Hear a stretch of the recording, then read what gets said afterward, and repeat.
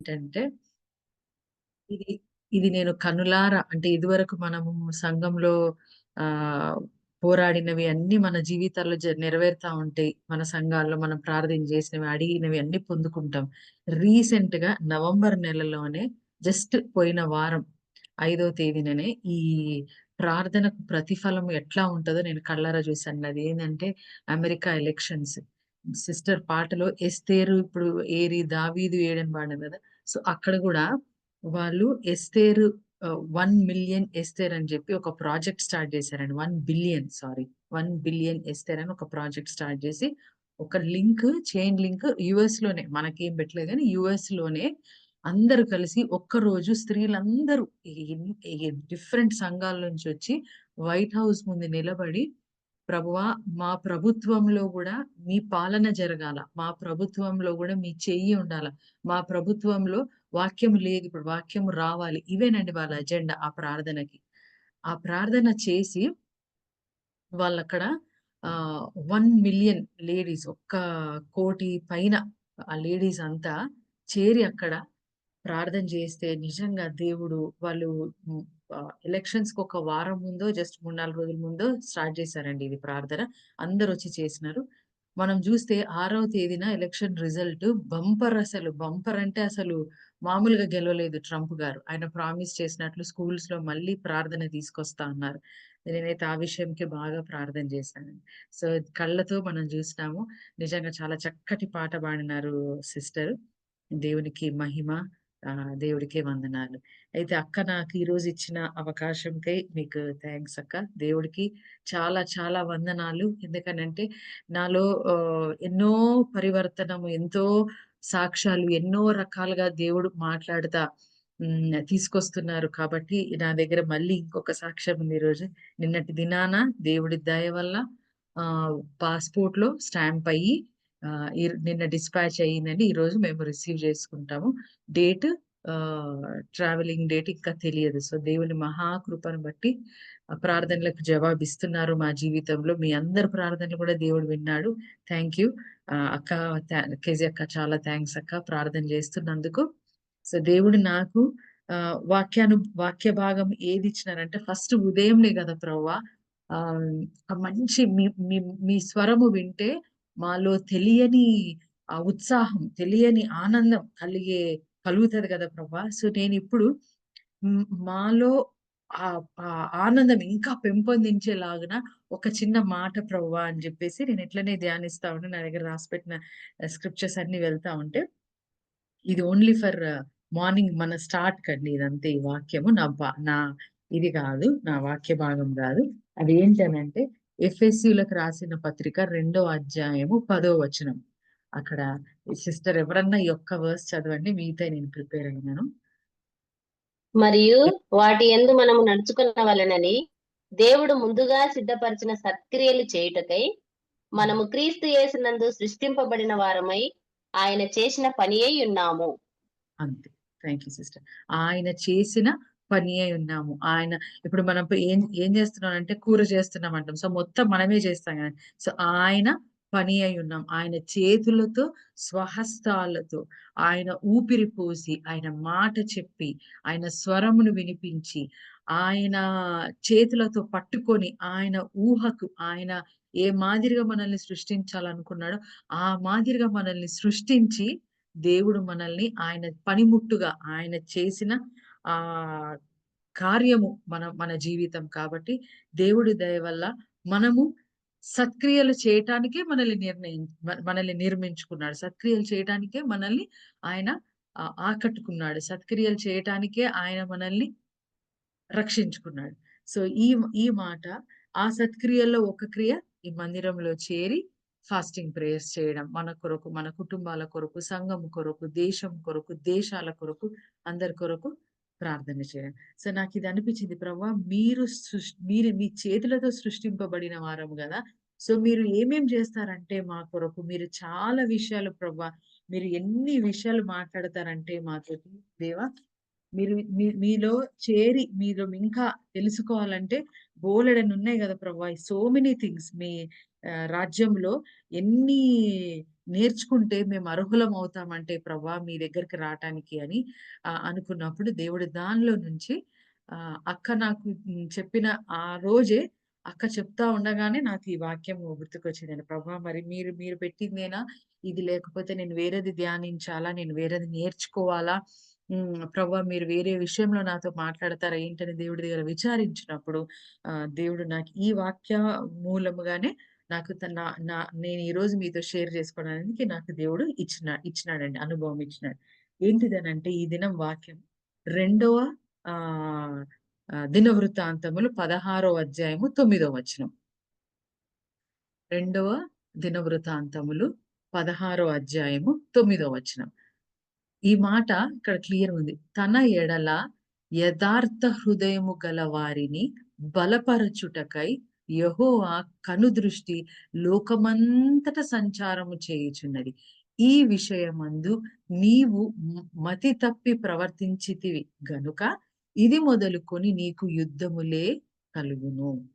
So, చిన్నగా ప్రార్థన నేను జేస్తానండి. చిన్నగా నా కొరకై. దేవా తండ్రి నాయనా మీకు స్తుతులు, స్తోత్రము. మరి వాక్య భాగం చదువుకున్నాం ప్రభువా. నాయనా ప్రభువా మరి మీ బిడ్డలుగా మరి ఉదయకాలము 5:00 నుంచి చేరి నాయనా మరి మీ దగ్గరికి మీ సన్నిధానంలోకొచ్చి మా ప్రభువా తండ్రి రక్షక మా మనవులు తెలియజేసుకోవటానికి మీరున్నారు తండ్రి. మీ దగ్గరకొచ్చినాం ప్రభువా. మా మనవులన్నీ మీ ముందు పెట్టినాం తండ్రి. ప్రతి దానికి మీరు ఆమేన్ చెప్పే తండ్రి నాయన. ప్రతి దానికి మీరు మాట్లాడే తండ్రి ప్రభువా. ప్రతి దానికి జవాబిచ్చే తండ్రి నాయన. ప్రతి దాంట్లో నుంచి నాయన ప్రతి సమస్యలో నుంచి కూడా మీరు మమ్మలను రూపుదిద్దే తండ్రి నాయన. కాబట్టి ప్రభువా నాయన మేము ఆనందిస్తూ మీకు స్తుతులు, స్తోత్రములు చెల్లిస్తున్నాం. ఈ ఉదయ కాలంకై మీకు వందనములు తండ్రి. చేరి వచ్చిన ప్రతి బిడ్డను మీరు దీవించండి. ప్రార్థించిన ప్రతి బిడ్డను మీరు దీవించండి. రక్షక మరి ఈ ప్లాట్‌ఫార్మ్‌ని నాయన గాస్పెల్ అసెంబ్లీని నడిపిస్తున్న అక్కను నాయన మీరు దీవించండి ప్రభా. మీకు స్తోత్రములు తండ్రి. తను మరి ఎంతో చక్కగా నాయన మరి ఈ సంఘం నాకు ప్రభా ఎంతో చక్కగా ప్రభా వాక్యం అందిస్తూ కొన్ని ఏళ్ల నుంచి దే ఆర్ డూయింగ్ షెపర్డింగ్ ప్రభా. మీకు వందనములు తండ్రి. మరి ఇప్పుడు నాకిచ్చిన అవకాశంకై మీకు వందనములు తండ్రి. నాతో మీరు మాట్లాడండి ప్రభా. మాతో మీరు మాట్లాడండి. నా మాటలు కాకుండా మీరు చెప్పినవే ప్రభా. మీరు నాకు నేర్పించినవి నేను షేర్ చేయటానికి కృప చూపించండి. ఎటువంటిది కూడా నేను అనే మనిషిని ఇందులో ఎంటర్ కాకుండా మీరు చూసుకోమని నన్ను నేను సంపూర్ణంగా మీ చేతులకు అప్పజెప్పుకుంటూ రక్షక కంప్లీట్ సబ్మిషన్‌లో మీరిచ్చిన మాటలు షేర్ చేసుకోవడానికి మీ ప్రెజెన్స్‌ని అడుగుతూ మా రక్షకుడైన యేసుక్రీస్తు వారి పేరట అడిగి వేడుకుంటున్నాము తండ్రి. Amen. Amen. Thank you sister. అయితే ఈ మాట దేవుడు ఇంత క్లియర్‌గా క్లారిటీగా ఎవరిని బలపరుస్తాడు? ఎవరిని బలపరుస్తాడు దేవుడిక్కడ? ఎవరిని అంటే ఆయన తన ఎడల యథార్థ హృదయము గలవారిని. యథార్థ హృదయం అనంటే మనకి ఎగ్జాంపుల్ గూడా దేవుడిక్కడ పెట్టినాడు. ఎందుకనంటే ఈ చాప్టర్‌లో ఈ ఈ మ ఎందుకు ఈ వాగ్దానం దేవుడిచ్చినాడు అనంటే ఆసా కింగ్ ఈయన యూదాకి కింగ్ ఈయన. ఆసా అనే రాజు ఈయన ఇశ్రాయేలు దేశంలో. సో, ఈయన ఏం చేస్తాడంటే ఈయన ఫస్ట్ చిన్నవాడిగున్నప్పుడే రాజవుతాడండి. అంటే దేవుని దృష్టికి అన్నీ మంచివే చేస్తాడు ఈయన. ఏది గూడా అంటే తప్పుదోవ పట్టించే పనులైతే చెయ్యడు. కానీ ఇక్కడ జరుగుతుందేంటనంటే ఈ ఆసా కింగ్ తన యవ్వన కాలంలో ఉన్నప్పుడు రాజైనందువల్ల అప్పుడే స్టార్టింగ్ కాబట్టి అప్పటికి ఇంకా వాళ్ళకి సరిపడా ఆర్మీ లేదు. సరిపడా వనరులు లేవు. అన్ని వాళ్ళకి అంటే ఆయనకు కావాల్సిన ఒక రాజు అని ఫుల్ హోదాలో రాజు అయితే ఉంది. ఆయన సీట్ ఉంది. ఆయన రాజ్యం చేస్తున్నాడు. ఆయన అన్ని చూసుకుంటున్నాడు. కానీ ఆయనకి కావాల్సినంత ఒక యుద్ధానికి ఎవరైనా వస్తే కావాల్సినంత ఇది లేదనమాట. అంటే వెళ్లి పోరాడేంత శక్తి లేదు. ఎందుకు ఆయనకు గాదు. ఆయన దేశంకి. అంత ఆర్మీ లేదనమాట. అప్పుడేం జేస్తాడంటే ఈయన దేవుడి దగ్గరికెళ్ళి "ప్రవ్వా నాయనా మరి నాకీ ఈ అనుభవం అయితే లేదు. కానీ ప్రవ్వా నేను మీ దగ్గరకొస్తున్నాను. నాకు సహాయం చేయండి. నాకు ఈ ఇథియోపియా నుంచి కు కూషు అని రాసుంటదండి బైబిల్‌లో. అక్కడి నుంచి వస్తున్న ఈ రాజుని ఓడించే అంత సైన్యము నా దగ్గర లేదు ప్రభా! కానీ నేను మీ దగ్గరకొస్తున్నాను. ఎందుకనంటే మీరు చేయలేనిది ఏది లేదు. ఆయన క్లియర్‌గా చెప్తాడు చూడండి ఆయన వాక్యంలో. ఇది ఆహ్, ఏ ఏ వాక్యంలో ఉంటదంటే ఇదంతా 14వ చాప్టర్‌లో ఉంటదండి. మనం 16లో ఉన్నాం గానీ, ఇది 14 చాప్టర్‌లో ఉంటది. 11వ వచనంలో ఉంటది. ఏమనంటే, నేను మీ దగ్గరకొస్తున్నాను. మీ దగ్గరికి వచ్చి ప్రవ్వా నేను ఎట్లా అడుగుతున్నానంటే, బలము లేదు. మీరు బలంనిచ్చే తండ్రి. నీకన్నా నాకింకెవరున్నారు ప్రవ్వా నాకిందులో మీరు శక్తినివ్వడానికి. నన్ను నిన్ను నమ్ముకున్నాను ప్రవ్వా. మిమ్మల్ని నమ్ముకున్నాను. ఇదంతా 11వ వచనంలో ఉంటదండి. 14 అధ్యాయం 11వ వచనంలో. నేను నిన్ను నమ్ముకున్నాను ప్రవ్వా. నీ నామమును బట్టి నేను ఈ కూషు దేశంలో నుంచి వస్తున్న ఈ రాజుని నేను ఎదుర్కొంటాను ప్రవ్వా అని ఇట్లా ప్రార్థన చేసి దేవుడి దగ్గర అడిగి తన విన్నపము ముందు పెట్టినప్పుడు దేవుడు ఏం చేస్తారంటే దేవుడు కనికరించి ఆయన ప్రార్థనను విని ఎందుకంటే నీ నామంలో నేను సైన్యములకి కూషు దేశ రాజుకి నేను ఎదురుబోతానని చెప్పినాడు. మీ నామంలో నాకు బలము లేదని ఒప్పుకున్నాడంటే నేను టోటల్‌గా మీ మీద డిపెండ్ అయ్యి ఉన్నాను ప్రభా! నేనేం చేసుకోలేను. నేనేం చేసుకోలేని స్థితిలో ఉన్నాను అని గూడా చెప్పుకున్నాడు. రెండవది మీరు తప్పితే నాకింకెవ్వరు లేరు. ఇంక నాకు వేరే ఆశ గాని, వేరే ఎక్కడి నుంచో సహాయం వస్తదని ఏది గూడా లేదు ప్రభా! అంతా మీ దగ్గర నుంచి. కాబట్టి మీరు నాకు సహాయం చేస్తారన్నప్పుడు దేవుడు సహాయం చేస్తే ఆయన గెలుస్తాడు. గెలిసిన తర్వాత ఎన్ని ఇయర్స్ అంటే 30 ఇయర్స్ ఆయన సుఖముగా, చక్కగా, సంతోషముగా రాజ్య పరిపాలన చేసుకుంటున్నాడు. ఆ తర్వాత ఆయన మీదికి మళ్ళా వేరే దేశము ఆహ్, దండ ఎత్తి వస్తది. సో, ఇక్కడికి ఆపితే ఇక్కడ దేవుడేమంటున్నాడంటే, ఈ మాట అంతా చెప్పిన తర్వాత ఆయన చేసిన తప్పు ఏంటనంటే, సెకండ్ టైము ఎప్పుడైతే రాజు ఆయన మీదికి యుద్ధానికి వస్తాడో, అప్పుడు సేమ్ ఈ అలవాటుంది గదా! దేవుడి దగ్గరికెళ్లి ప్రార్థించి పొందుకునే అలవాటుంది గదా! అది మర్చిపోతాడు. ఎందుకంటే అప్పటికి ఆయన రాజ్యము పెద్దదైపోయింది. అప్పటికి ఆయన రాజ్యము కావాల్సినన్ని వనరులొచ్చేసినాయి. కావాల్సినంత మనుషులు ఆర్మీ డెవలప్ అయిపోయింది. కావాల్సినంత డబ్బొచ్చేసింది. పలుకుబడొచ్చేసింది. యూదా కింగ్ అని జెప్తే ఆస అంటే మొత్తం అంతటికి పాకిపోయింది. సో, అంతా అయిపోయిందనమాట. వేరే దేశ రాజులతో గూడా చక్కటి సంబంధాలు ఏర్పడిపోయినాయి. అన్నీ తయారైపోయినాయి. ఇప్పుడు ఈ సమయంలో దేవుడిని అడగట్లేదు. డైరెక్ట్‌గా వెళ్లి సిరియా దేశపు రాజును పట్టుకొని ఆయన దగ్గరికెళ్లి అడుగుతాడు. మీరు నాకిట్లా పలానా వాళ్ళు నా మీదకొస్తున్నారు. మీరు సహాయం చేస్తే మనము వాళ్ళని ఓడించొచ్చు. మీరు వెళ్లి వాళ్ళని ఇది జేయండి. మీరొచ్చి మాకు సహాయం చేయండి అనగానే వాళ్ళొచ్చి వెంటనే సహాయం జేస్తారు. ఎవరైతే వీళ్ళ మీదకి దండెత్తొస్తారో వాళ్ళు పారిపోతారు. దేవుడేమంటాడంటే, నీవు క్లియర్‌గా రాసింది చూడండి. తన ఎడల యథార్థ హృదయము గలవారిని బలపరచుటకై యథార్థ హృదయం అంటే ఇప్పుడు మనకేమర్థం అవ్వాలి అనంటే, ఏమి కల్మషం లేకుండా, ఏమి తిట్టుకోకుండా అట్లా గాదండి. యథార్థ హృదయం అంటే దేవుడు ఏ మాదిరిగా ఈ హృదయాన్ని, ఈ శరీరాన్ని, ఈ తలంపులను, ఈ కనులను సృష్టించినాడో, ఆ మాదిరిగా ఆ మనిషి వెళ్ళాల. ఎట్లా అనంటే, దేవుని మీద ఆధారపడుట, దేవుణ్ణి వెళ్లి ఏ చిన్న సమస్య వచ్చినా, ఏమి వచ్చినా, ఏది మనకి ఆయాసం కలిగించినా దేవుణ్ణి వెళ్లి అడిగే అంత శక్తి, అడిగే అంత తలంపు, అడిగే అంత హంబుల్‌నెస్ మనలో ఉండాల. తగ్గింపు గుణం మనలో ఉన్నప్పుడు దేవుడేమంటున్నాడంటే, అట్టి వారిని మాత్రమే నా కనుదృష్టి లోకమంతట సంచారిస్తుంది. దేనికి సంచారిస్తుంది? బలపరచటానికి సంచారిస్తుంది. ఆ బలము ఎటువంటి బలమిస్తాడు దేవుడు ఒక మనిషికి? ఎటువంటి బలమిస్తాడు? ఇప్పుడు ఆసాకి ఫస్ట్‌లో అడిగినప్పుడు ఎటువంటి బలమిచ్చినాడంటే, ఆయన ఏమి చేయకుండానే దేవుడి వల్ల యుద్ధం గెలిసాడు. సో, ఇప్పుడు మన జీవితంలో ఇప్పుడు మనకెట్లా బలమిస్తాడు? ఏంటా బలం? ఆ బలమంటే బాగా గంటలు గంటలు ప్రార్థన చేయడమా? లేకపోతే గంటలు గంటలు ఎళ్లి ఒక వర్తమానం వినడమా? లేకపోతే ఆ ఓర్పు కలిగి ఉండటమా? ఏంటది? ఆ బలమేంటి? దేవుడిచ్చే బలమేంటి? అనంటే, ప్రభువా ఎట్లా మీరు స్ట్రెంథెన్ చేస్తారు ఒక మనిషిని అన్నప్పుడు, నాకు దేవుడు పెట్టిన అంటే నన్ను ఈ వాక్య భాగంలో నుంచి నడిపించి తీసుకెళ్ళిన ఒక వాక్య భాగం అండి. అక్కడ ఈ వాక్య భాగంలో ఇది మనం చాలా పెద్ద చాప్టర్ కాబట్టి నేనే దీనిలోంచి పాయింట్స్ అన్నీ సమయం తక్కువుంటది కాబట్టి పాయింట్స్ అన్నీ తీసుకొనొచ్చినానండి. మొదటి రాజుల గ్రంథము మొదటి అధ్యాయంలో మనకి ఎదురుపడే అక్కడ ఆ సమస్య ఆహ్, ఆ యొక్క ఏమంటారు ఆ వాంట్ అక్కడ అది కావాలన్నమాట. అది జరగాల.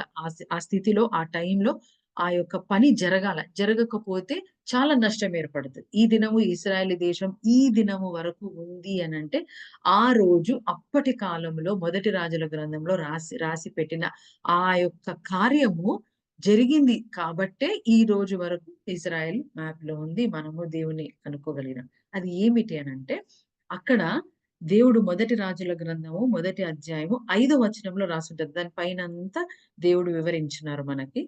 కానీ దావీదు గురించి. కానీ అక్కడ మనకు తెలిసిందేంటంటే దావీదు మహారాజు ఆయన అప్పటికే వృద్ధాప్యంలోకెళ్ళిపోయినారు. ఇంకా మరణానికి చాలా సమీపంగా ఉన్నారు.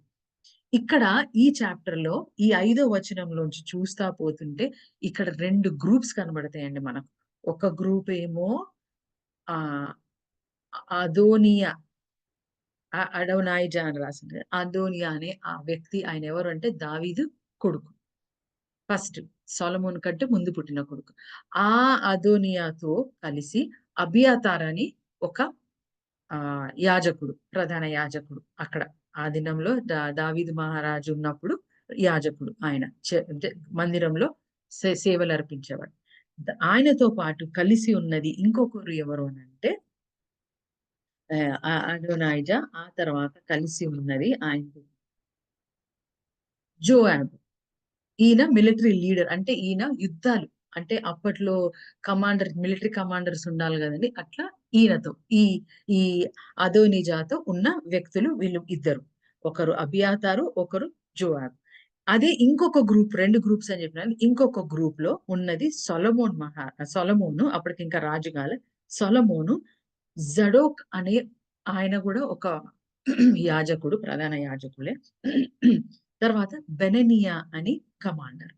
ఈయన గూడా కమాండర్. ఈయన గూడా ఆర్మీ సో, ఇక్కడ వీళ్ళు ఈ 6 మందిలో జరిగే వి జరిగే పర్యవసనాలు, ఆ పరివర్తన ఉంది జూడండి. అక్కడ మనకర్థమవుతది దేవుడు ఏ రకంగా ఒక మనిషిని బలపరుస్తాడు. ఏ రకంగా ఒక్కొక్కరికి ఒక్కొక్క సమస్య. ఇప్పుడు మనం అందరం జాయిన్ అయ్యున్నాం ఇక్కడ ఈ ప్రార్థనకి. మన ఒక్కొక్కరికి ఒక్కొక్క సమస్య ఉంటది. అందరికి ఒకే మాదిరిగా ఉండదు. కొందరికి ఇద్దరు ముగ్గురివి మ్యాచ్ అవుతాయి. కొందరికి మ్యాచ్ అవ్వవు. దేశాలు అట్లే దేశంలో ఉండే సమస్యలు ఏవి సగం మ్యాచ్ కావు. సో, ఆ మాదిరిగానే ఇక్కడ గూడా ఈ సమస్య ఏంటనంటే, దావీదు మహారాజుకి దేవుడు క్లియర్‌గా చెప్తాడు ఏందనంటే, సొలొమోన్‌ని కింగ్ జేయమని చెప్తాడు. రాజుని చేయమంటాడు. ఇదంతా తెలుసుకున్న అదోనిజా ఏం చేస్తాడంటే, ఆయనేంది నాకంటే తర్వాత పుట్టినోడు, నాకంటే చిన్నోడు, వాడేంది రాజవ్వడం, నేనే రాజు. నేనే కావాలి అని చెప్పేసి తండ్రికి వ్యతిరేకంగా, దేవుడి మాటకి వ్యతిరేకంగా తనను తాను ఫస్ట్ ఆయనకాయననే, ఆయనకాయననే నిర్ణయం చేసుకొని, ఆయనకాయననే ఒక 80 మందిని జమ చేసేసుకొని, తనకు తానే ప్రొక్లెయిమ్ చేసుకుంటాడు. తనకు తానే ఏమంటారు? తనకు తానే అనౌన్స్ చేసేసుకుంటాడు. నేనే రాజుని అని చెప్పి. సో, రాజు గాంగానే బలి అర్పించాలా గదా! అప్పటి కాలం. అప్పుడు ఈ అబియాతారుని తీసుకొచ్చేసి, ఆయనతో జేపిచ్చేసి, తర్వాత ఈ జోయాబుని తీసుకొచ్చేసి నిలబెట్టి అన్నీ తనకు తానే చేసుకుంటాడనమాట. ఈ వ్యక్తికి ఇటువంటి అదోనైజాయికి ఈయనకి ఊహ ఎక్కువ. ఊహించుకోవడం ఎక్కువనమాట. సో, ఇది ఎందుకు ఈ క్యారెక్టర్స్ గురించి ఈ గుణగణాలు చెప్తానంటే, మనకి కూడా సమస్య వచ్చినప్పుడు, ఒక సమస్య మన ముందుకు ఉన్నప్పుడు మనం గూడా అట్లా ఊహల్లోకెళ్ళిపోతామా? మనం గూడా ఏదో చేయాలా?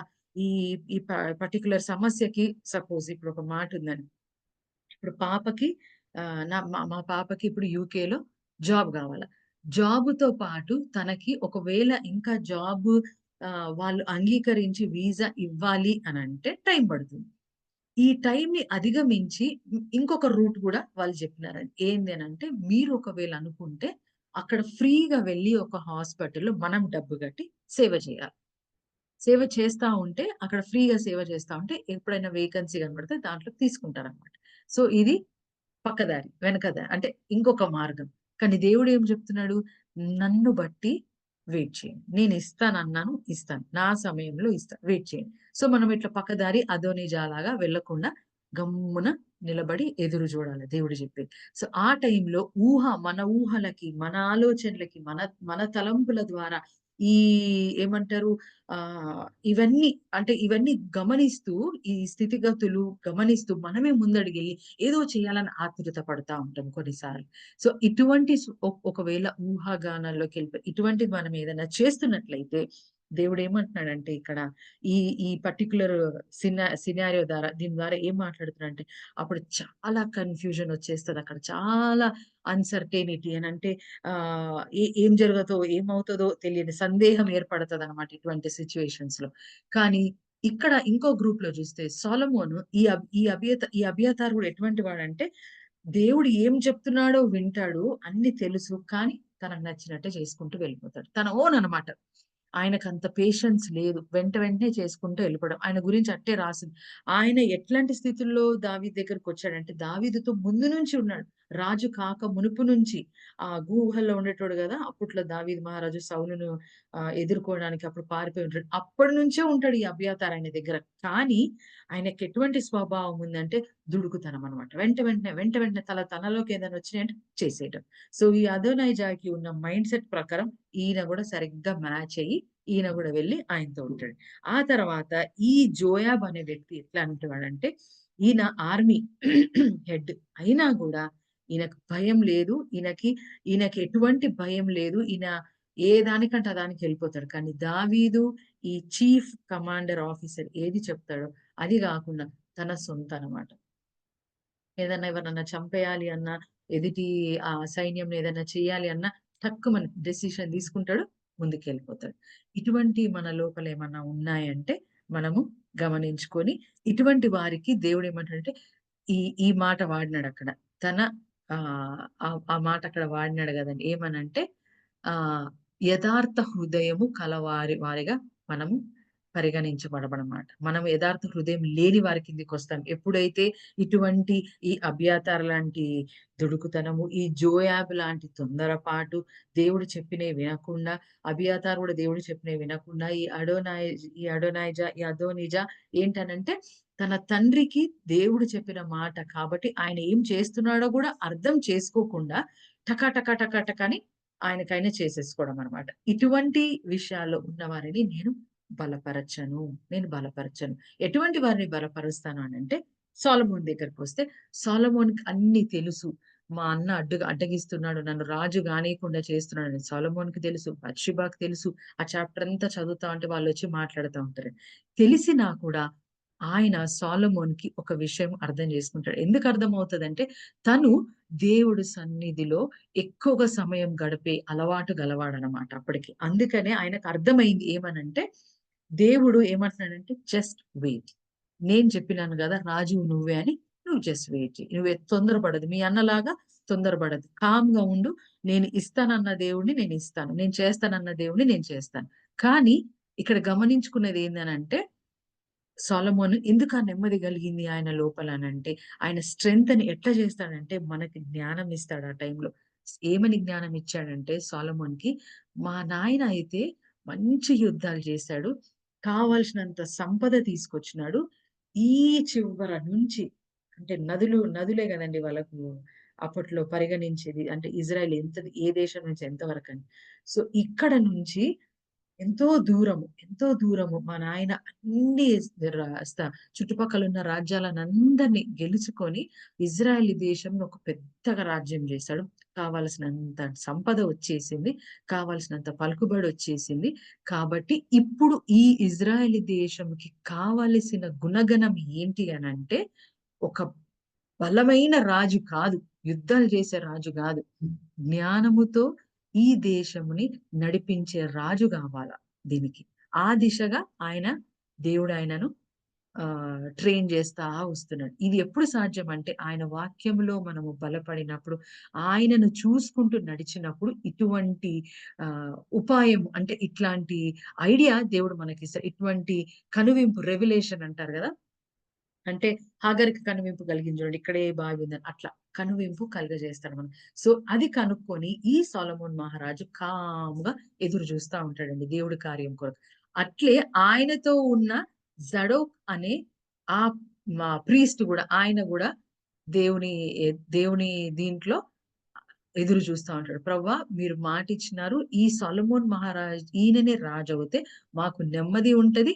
మమ్ములను మీ వాక్యానుసారంగా నడిపించే, మీ జ్ఞానంలో నడిపించేట్టుగా మీరాయనను తర్బీదు జేస్తున్నారు కాబట్టి, మీరిచ్చిన మాటనే నెరవేరాలి. మీ చిత్తమే నెరవేరాలని" జెప్పి ఆయన గూడా ఈ జడాక్ అనేటోడు కూడా అబియాతారుతో పాటే దావీదు మహారాజుకి పరిచయం అవుతాడు. ఆనాటి నుంచి వీళ్ళందరూ కలిసి ఉంటారు అక్కడ అంతా.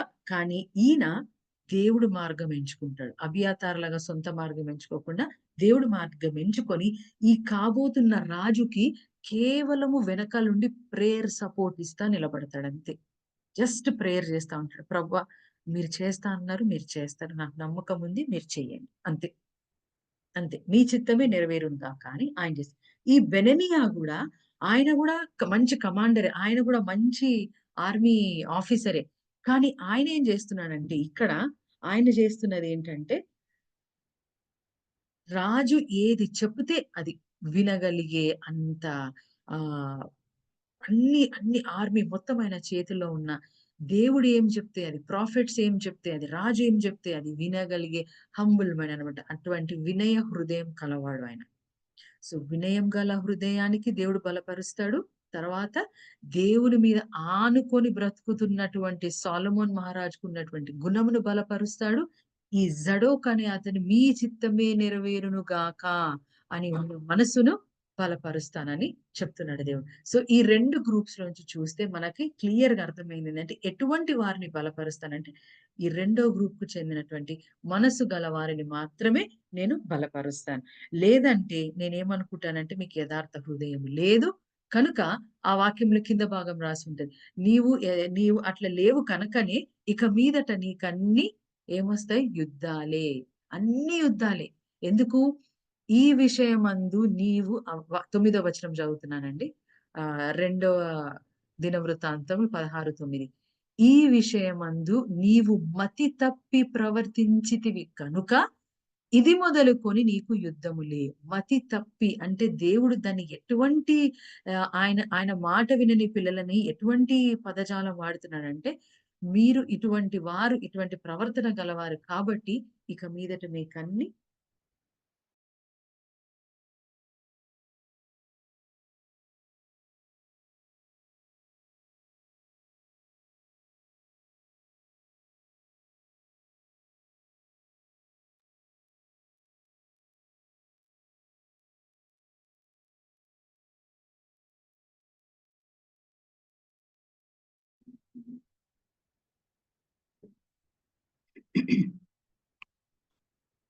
శైలజ మాటలు వినిపించడం లేదు నాన్న.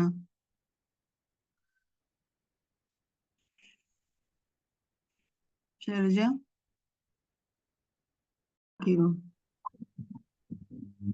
సో, దేవుడు ఏమంటున్నాడంటే, అప్పుడు ఇటువంటి వారిని మాత్రమే నేను బలపరుస్తాను అంటున్నాడు. ఈ బలపరచడంలో దేవుడు క్లియర్‌గా మనకి 3 క్యారెక్టర్స్ మనకు చూపించినాడు గదా! సో, ఇట్లా ఈ కన్‌ఫ్యూజన్ వచ్చినప్పుడు, ఈ సందేహం కలిగినప్పుడు మనం చేయాల్సిన 3 పనులు ఏంటి అనంటే, మనం గట్టిగా దేవుడిని ఆనుకునే ఉండాలా. ఎట్లయితే సొలొమోన్ అయ్యో! నా సీట్ పోతదేమో అని భయం లేకుండా ఆనుకొని గట్టిగా దేవుడినే పట్టుకున్నాడు ఆ మాదిరిగా. తర్వాత దేవుని ప్లాన్‌ని మాత్రమే మనము విశ్వసించాలి. ఆయన అంటే ఆయన చేస్తారని. ఈయన జడోక్ ప్రీస్ట్ లాగా ప్రధాన అంటే యాజకుడిలాగా. ఆ తర్వాత ఈ యుద్ధానికి సబ్మిషన్ అవసరం మనకి. ఎట్లయితే బ ఈయన ఉన్నాడు గదా! బెననియా ఎట్లయితే ఆయన చేతుల్లో మొత్తం ఆర్మీ ఉన్నా గూడా అనుకుంటే అదోనిజాన్ని తీసుకెళ్ళి నువ్వేం జేస్తున్నావని ఆయనను చెరసాల్లో పడేయొచ్చు. అన్ని చెయ్యొచ్చు. దావీదు రాజు మాటకే అడ్డొస్తావా? ఆయన చెప్పిన మాటకే అడ్డొస్తావా? అని చెయ్యొచ్చు. కానీ అది గూడా చేయకుండా ఆయన కామ్‌గా దేవుని మీదనే మొత్తం కంప్లీట్‌గా ఇదంతా ప్రాబ్లమ్ దేవునికి సబ్మిట్ చేసి, దేవునికే ఆనుకొని దేవునితోటే ఉన్నారనమాట. సో, ఈ రకంగా ఉన్నప్పుడు దేవుడేమంటున్నాడంటే, మనకి ఇవన్నీ చేసినప్పుడు ఆయన ఒక మాట అంటున్నాడు. 2 కొరింథీ 4:8.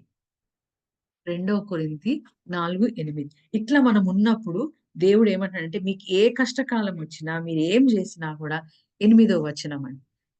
ఎటుబోయినను శ్రమ పడుచున్నను ఇరికింపబడిన వారము కాదు. ఉపాయంలో అపాయములోనున్నను ఉన్నను కేవలము ఉపాయం లేని వారం కాము. ఆ! తరుమబడుచున్నను దిక్కులేని వారము కాము. హ్మ్. పడద్రోయబడినను నశించు వారం కాము. Thank Yesu you. యొక్క జీవము చాలా ఆ! చాలు. చాలు. అయితే ఈ దేవుడు ఏమంటున్నాడంటే ఇటువంటి గుణగణాలు మనలో ఉన్నప్పుడు మనము ఎంత అపాయం వచ్చినా, ఏమి జరిగినా, శ్రమ పడుతున్నా, మనకు ఇరుకులు, ఇబ్బందులు వచ్చినా మనకు ఉపాయం ఇస్తానంటున్నాడు దేవుడు. మనకి ఆ పర్టిక్యులర్ ప్రాబ్లమ్‌లో నుంచి ఎట్లా బయటికి రావాలో ఇప్పుడు సొలొమోన్‌తో ఎట్లా మాట్లాడినాడు? ఒకటే మాట మాట్లాడినాడు. బిడ్డ, ఈ యొక్క దేశానికి ఇప్పుడు కావాల్సింది రక్తముతో నిండిన దావీదు లాంటి చేతులు కాదు.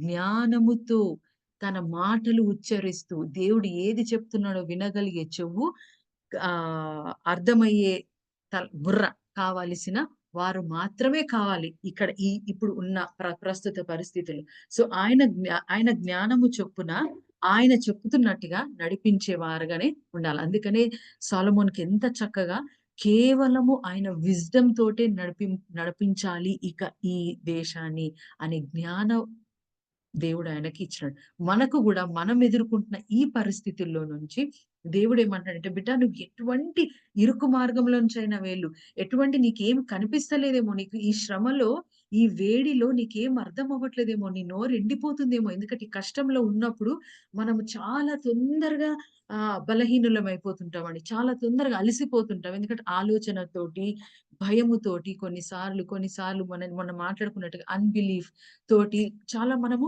ఒకలాంటి సినారియోలోకెళ్ళిపోతుంటామనమాట. ఏందనంటే ఏం ఏం జరగనుందో అర్థం గాని దాంట్లోకెళ్ళిపోతుంటాం. అప్పుడేమంటున్నాడంటే, బాధపడొద్దు.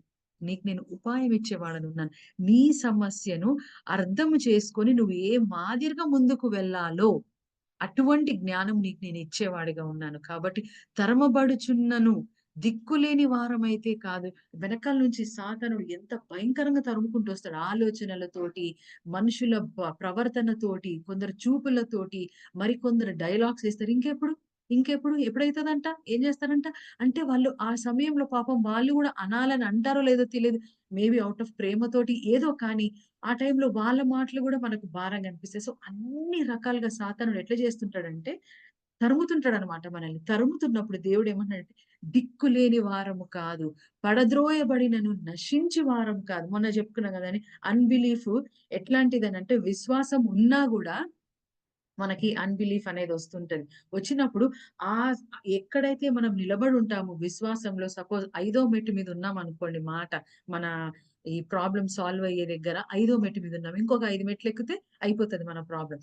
అక్కడ నుంచి గూడా మనం విశ్వాసంలో ఉన్నా గూడా ఈ చిన్న అన్‌బిలీఫ్ ఉంటే అవిశ్వాసం అంటే పూర్తి అవిశ్వాసం గాదు గానీ కొంచెం అన్నమాట. డౌట్ ఉన్నా గూడా అక్కడ నుంచి మనల్ని కిందకి పడేస్తాడు వాడు. అట్లాంటి భయంకరమైన పరిస్థితిలోకి మనల్ని తీసుకెళ్తా ఉంటాడు వాడు. కాబట్టి దేవుడేమంటున్నాడంటే, ఇంత దానికి భయపడిపోకు బిడ్డ. దీని గురించి అంత ఆలోచన జేయకు నువ్వు. నువ్వేం అనుకోకసలు నువ్వు. నీకు నేనున్నా కాబట్టి నిన్ను నేను తీసుకెళ్తా. సో, ఎట్లాంటి జ్ఞానం ఇస్తాడు అనంటే, మనకి ఇప్పుడు నా జీవితంలో నేను గూడా ఎదుర్కొంటున్నప్పుడు నాకు యాంటిసిపేట్ అని ఒక మాట నేర్పించాడు. యాంటిసిపేట్ అంటే అది ఎంత పెద్ద మాటంటే వినడానికి చాలా చిన్నగుంటది. చాలా చిన్నగా అనిపిస్తది. కానీ మనకేమనిపిస్తదంటే యాంటిసిపేట్ అనంటే తెలుగులో ఎదురు చూడటం. ఎదురు చూడటం. దేని గురించి ఎదురు చూడటము? ఆయన ఇచ్చిన వాగ్దానము మన జీవితంలో నెరవేరుతది. ఆయన ఇచ్చిన మాట చొప్పున మనము ఇక పని జేయబడతాము. ఆయనిచ్చిన మాట చొప్పున మనకన్నీ జరుగుతాయి అని విశ్వాసంలోకి మనం వెళ్తుంటాం జూడండి. ఆ విశ్వాసంలో నుంచే ఎదురు చూడటం. కానీ ఇది ఎట్లా అంటే ఏదో మన ఫీలింగ్ అన్నమాట. ఏదైతే అయితదిలే. అన్నీ మన మంచికే జరుగుతాయిలే. సపోజ్ మనకేదైనా లాస్ వచ్చిందనుకోండి. ఒక ఒక ఒక కష్టం ఎదుర్కొంటున్నప్పుడు లాసొస్తే ఏదైతే ఏమైందిలే అన్నీ మన మేలుకే. యాక్చువల్లీ అది రాంగ్ మాట అక్కడ. ఎందుకనంటే అన్నీ ఎందుకు అంటే లాస్ జరిగినా గూడా మంచి జరుగుతది. అంటే మనల్ని మభ్యపెట్టుకొని ముందుకెళ్ళే మనస్తత్వం అది. దేవుడు అంటున్నాడు అట్లొద్దు. అనుకుంటే సొలొమోన్ గూడా అనుకోవచ్చు. ఏదేమైతే అయిందిలే. ఒకవేళ మా అన్న ఒక సంవత్సరం ఉంటాడేమో రాజు. ఆ తర్వాత నేనే రాజునైతాను. ఎందుకంటే దేవుడు అన్నాడు గదా! దేవుడు మధ్యలో ఆయనకేమన్నా జేస్తాడేమో. అట్లా గాదు. ఏదైతే అయితదిలే అన్న మనస్తత్వంలో నుంచి పుట్టినటువంటి ఎదురుచూపు కాదిది. కేవలము ఆయన మాట మీద ఆనుకొని ఉన్న ధైర్యము. ఆయన మాట ఇస్తే నెరవేరుస్తాడు అని మనకెన్నో బైబిల్‌లో సాక్ష్యాలున్నాయి. ఆ సాక్ష్యంలో నుంచి పుట్టినటువంటి మనోబలం, మనోధైర్యం, అందులో నుంచి వచ్చిన ఆ స్ట్రెంగ్త్ అన్నమాట.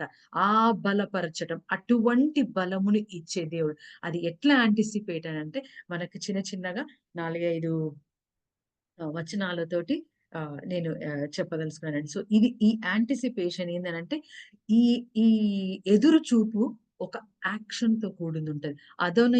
అడోనైజా లాగా తనకు తానే నేనే కింగ్‌నని చెప్పుకునే అటువంటిది కాదండి ఇది.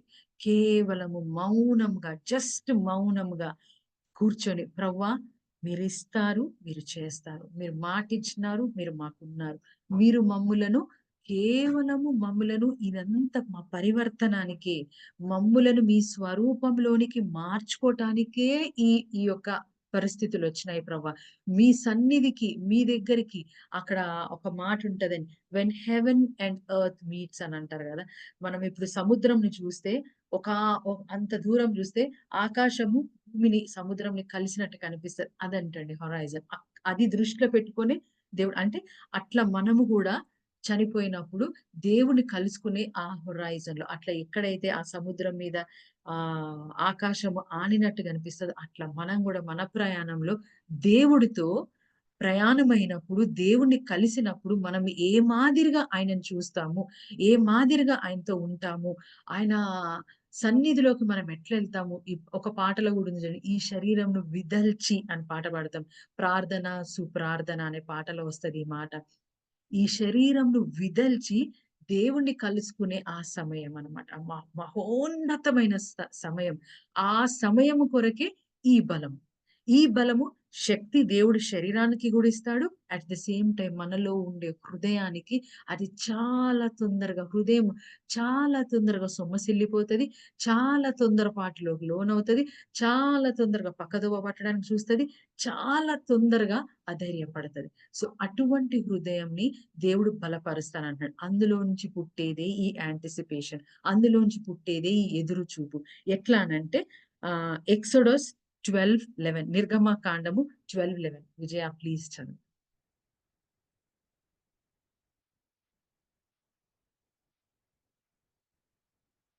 విజయ సిస్టర్ శైలు, ఎవరైనా శైలు, ఆ! రెఫరెన్స్ మళ్ళీ చెప్పు. నిర్గమకాండము 12, 11 మీరు దానిని తినవలసిన విధమేమనగా మీ నడుము కట్టుకొని మీ చెప్పులు తడువుకొని మీ కర్రలు చేత పట్టుకొని త్వరపడుచు దాన్ని తినవలెను. అది యెహోవాకు పస్కాబలి. అంతే సిస్టర్. అంటే దేవుడు అక్కడ వాళ్ళకి రేపటి దినమున వాళ్ళు ఐగుప్తు దేశము వెళ్ళి ఐగుప్తు దేశం విడిచి కానానుకు ప్రయాణమయ్యే సమయం అది. అంటే దేవుడు రక్తము పెట్టమంటాడు. మరణదూత ముందు నుంచి వాళ్ళ గుమ్మంలో ముందు నుంచి వెళ్ళిపోతారు చూడండి. ఆ సమయంలో దేవుడు చెప్పిన మాట కేవలము మీరు గుమ్మాలకి రక్తం పూసుకొని వెయిట్ చేయండి. నేను మిమ్మల్ని తీసుకెళ్తా కాదు. లోపల గదిలో జరుగుతున్న ప్రిపరేషన్ ఇది. రేపు ప్రయాణానికి జరుగుతున్న ప్రిపరేషన్. రేపు మనము దేవుణ్ణి ఎదుర్కొనేటప్పుడు మనలో జరుగుతున్న ప్రిపరేషన్ ఇది. దేవుణ్ణి ఎదుర్కోవాలి అనంటే ఎటువంటి హృదయము కలిగి ఉండాల? ఎట్లా దాన్ని బలపరుస్తాడు? ఎట్లా మనం ఎదురు చూడాలా? అది చేస్తున్న సమయం ఇది. ఆ గదిలో జరుగుతున్న పరివర్తనం ఇది లోపల. బయట అయితే మరణదూత వెళ్ళిపోతుంది. శబ్దాలు వినబడుతున్నాయి. ఐగుప్తు దేశంలో మొదటి సంతానం చనిపోతున్నప్పుడు వాళ్ళు ఏడుస్తున్న శబ్దాలు, వాళ్ళలో కలుగుతున్న భయము, వాళ్ళ రాజులో కలుగుతున్న భయము, సైన్యాలు అన్నీ తిరుగుతున్నాయి బయట. గుర్రాలన్నీ తిరుగుతున్నాయి. అవన్నీ వీళ్ళకి వినిపిస్తున్నాయి. కానీ లోపల తన బిడ్డల్లో జరుగుతున్న పరివర్తనము, తన బిడ్డల్లో జరుగుతున్నటువంటి ఆహ్, ఆ యొక్క మార్పు లోపల రూమ్‌లో జరుగుతున్నటువంటిది ఏంటిది అనంటే, మీరు రేపు నడుము కట్టుకొని, మీరు ఎట్లా అంటే బెల్ట్ కట్టుకొని, షూస్ యేసుకొని, మీ సంచులన్నీ రెడీగా పెట్టుకొని కూర్చోండి. ఎందుకంటే రేపు మార్నింగ్ మనము బయలుదేరి వెళ్ళుతున్నాము. అటువంటి విశ్వాసములోకి, అటువంటి ఏమంటారు ట్రైనింగ్‌లోకి అట్లా రేపు వెళ్ళాలి. ప్రయాణం అంటే మనం ఎన్ని చేసుకుంటామండి, అన్ని సదురుకోవడం దగ్గర నుంచి అన్నిటికి మించి మైండ్ ఫస్ట్. రేపక్కడికెళ్ళి ఏం జేయాలా? ఏముంటది? ఇట్లా గదా! ఆ ప్రిపరేషన్ అన్నమాట. సో, ఎట్లాంటి యాంటిసిపేషన్ అంటే ఏదో జరుగుతది కాదు. నిజముగా జరుగుతది. నిశ్చయముగా జరుగుతది అన్న దాని మీద ఎదురుచూపు. సో అటువంటి దాన్ని దేవుడు మనకి ఇవ్వడానికి సిద్ధంగా ఉన్నాడు. ఇదే విషయంలో సేమ్ ఇటువంటి యాంటిసిపేషన్, ఇటువంటి ఎదురు చూపే ఇంకొకరికి కూడా హీబ్రూ 11:7 ఏమైపోతుంది కాబట్టి నేను మిమ్మల్ని చదవనట్లేదు. నోవా నోవా ఏం చేస్తాడంటే, నోవాకి దేవుడు చెప్తాడు ఏంటి అనంటే ఓడ కట్టమంటాడు. ఆయన కట్టడం స్టార్ట్ చేస్తాడు. ఎప్పుడో ఏమో లే ప్రవ్వా నువ్వు చేస్తావో లేదో అనుకుని కూర్చోలే. ఖచ్చితంగా నోవా ఆర్క్‌ని కడతాడు. ఎందుకు? హి యాంటిసిపేటెడ్ ఫ్లడ్. అంటే ఆయన ఖచ్చితంగా ఆ యొక్క ఫ్లడ్ అదొక ఎదురు చూసాడనమాట. ఆ యొక్క దాన్నేమంటారు ఫ్లడ్స్‌ని. సో, ఆ ఫ్లడ్ కొరకు ఎదురు చూసాడు. ఆ వర్షం 40 రోజులు, 40 రాత్రులు కురిచే ఆ వర్షంని ఎదురు చూసాడు కాబట్టే, నమ్మినాడు కాబట్టే ఆ యొక్క ఓడను నిర్మించినాడు. సో, ఆల్సో అట్లానే నెహెమియా, నెహెమియా గూడా తనని దేవుడు గోడలు కట్టమని పంపిస్తారు గదా! రీబిల్డింగ్ ఆఫ్ వాల్స్ పంపిస్తాడు. పంపించినప్పుడు ఆయన ఎటువంటి మనస్తత్వంతో ఆయన ఉండేది స్థలం ఒకటి, ఆయన వెళ్తున్న స్థలం ఇంకోటి. వెళ్ళినప్పుడు ఆయనకెన్నో ఎదురులొస్తాయి. ఎంతో ఇన్సల్ట్స్ అన్నమాట. "ఏం కడతారులే మీరు కట్టే గోడలు ఎట్లుంటాయి? నక్కలు నిలబడితే గూడా కూలిపోయే గోడలు కడతారు మీరు." అట్లాంటి ఇన్సల్ట్స్ ఇప్పుడు మనము గూడా మన జీవితంలో వెళ్ళేటప్పుడు ఎన్నో ఇన్సల్ట్స్, ఎన్నో రకాలైనటువంటి అవమానాలు, ఎన్నో రకాలైనటువంటి మనుషుల దగ్గర నుంచి ఒత్తిడి, సాతానుడు ఒత్తిడి, పరిస్థితుల ఒత్తిడి, పిల్లల ఒత్తిడి, సమస్యల ఒత్తిడి అన్నీ ఉంటాయి. కానీ దేవుడేమంటున్నాడు? నీ గురి మాత్రం తప్పదు. నీ గురి ఏంటి? నన్ను నమ్ముట, నేను చెప్పినట్లు నడుచుట. నేను చెప్పినట్టుగా నువ్వు చెయ్యటం ఒబీడియన్స్. నీ ఒబీడియన్స్ చాలా అవసరం ఇక్కడ. నేను చెప్పినట్టుగా నువ్వు ఒబే చేయకపోతే ఎట్లా చేశాడు చూడండి అక్కడ. ప్రధాన యాజకుడు అబియాతారు దేవుడు చెప్పిన మాట వినకుండా అడోనీజాకి సహాయం చేస్తాడు. మళ్ళీ జోయాబ్ గూడా ఆయనకు తెలుసు ఒక కమాండర్‌గా నేనెట్లా నిలబడాలా? ఇది తప్పు. రాజు ఇప్పుడు ప్రస్తుతము సింహాసనం మీద కూర్చున్న రాజు మాట నేను వినాలి అని తెలిసినా ఈయన మాటింటాడు. అబియాతారు మాటింటాడు. సో, అట్లా గాకుండా దేవుడు చెప్తున్నట్టుగా, మీరు చెప్తున్నట్టుగా నడవడమే ప్రవ్వా. మీరు చెప్పుతున్న ఆ మాటకి నేను తల వంచాలి ప్రవ్వా.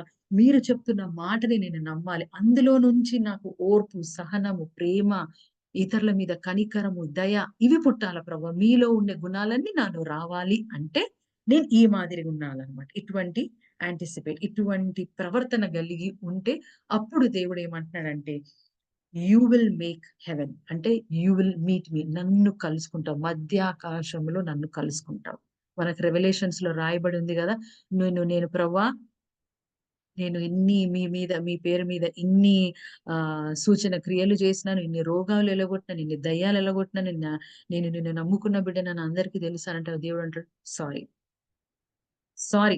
నువ్వివన్నీ చేసినంత మాత్రాన నువ్వు నన్ను కలుసుకుంటావని కాదు. నన్ను కలుసుకునే మనిషి ఇటువంటి హృదయం కలిగి ఉండాలి. ఎటువంటి హృదయం అంటే ఏది వచ్చినా కదల్చబడకూడదు.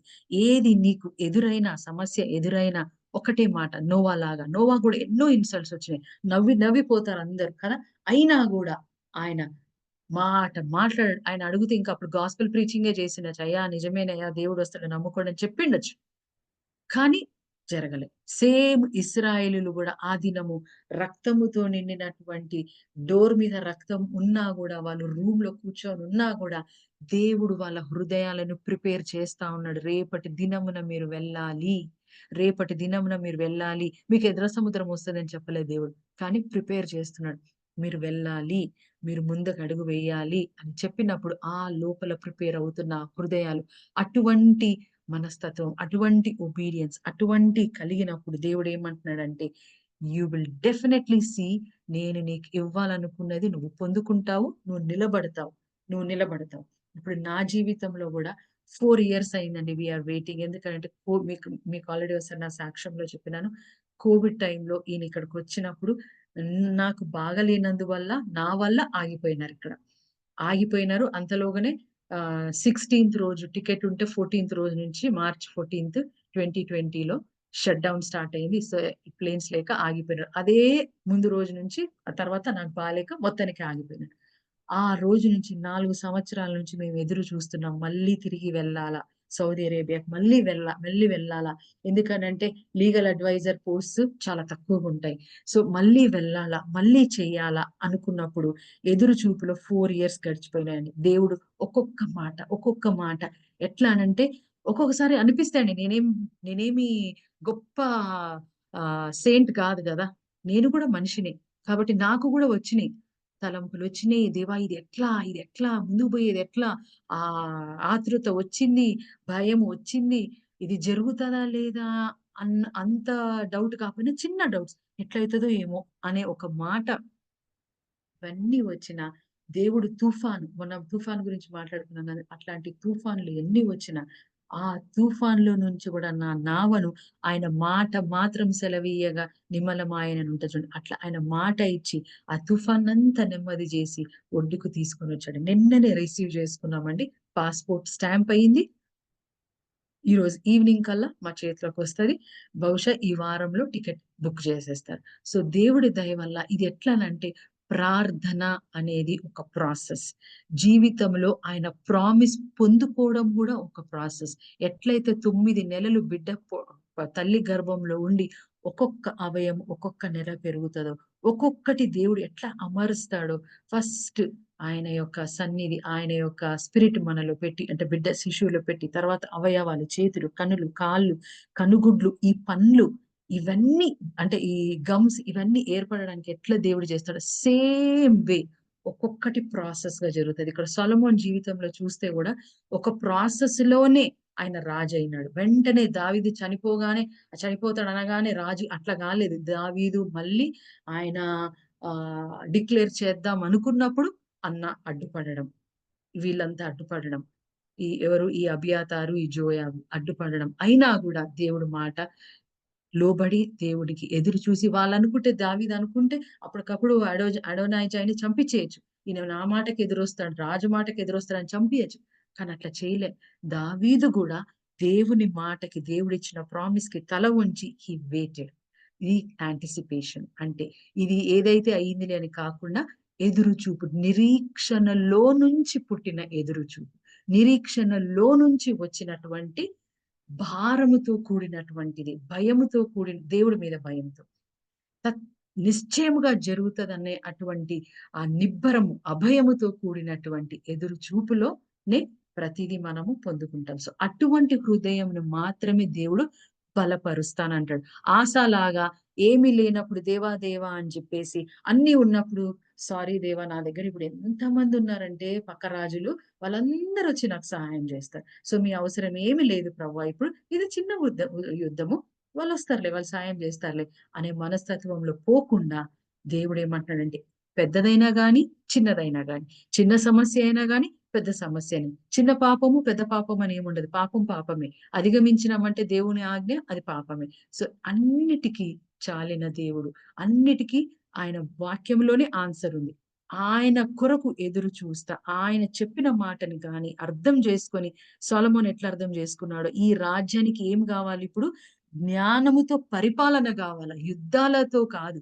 జ్ఞానముతో మీ దిక్కు బిడ్డలనందరి మీ దిక్కు నడిపే టెంపుల్ కట్టి అంటే మందిరము కట్టి, మందిరములో ఏ మాదిరిగా దేవుడికి సేవ చేస్తే, ఏ మాదిరిగా మనల్ని మనం సమర్పించుకోవాలో నేర్పించే అటువంటి జ్ఞానము గల రాజు గావాలి కాబట్టి, దేవుడు నన్ను అందులో తరబీదు చేస్తున్నాడు కాబట్టి I will be the king. So, నేనేమి తొందరపడాల్సిన పని లేదు అనే నిబ్బరము కలిగిన హృదయముని సొలొమోనుకిచ్చాడు. అటువంటి నిబ్బరం కలిగిన హృదయమే మనకు గూడా దేవుడిస్తాడు. ప్రొవైడెడ్. ఎప్పుడు అనంటే, ఎప్పుడైతే మనము ఆయన, ఆయన మీద ఆనుకొని, ఆయన చెప్పినట్టుగా, ఆయన బలపరుస్తున్న హృదయముకుండవలసిన గుణగణాలు కలిగి ఉన్నప్పుడు మాత్రమే.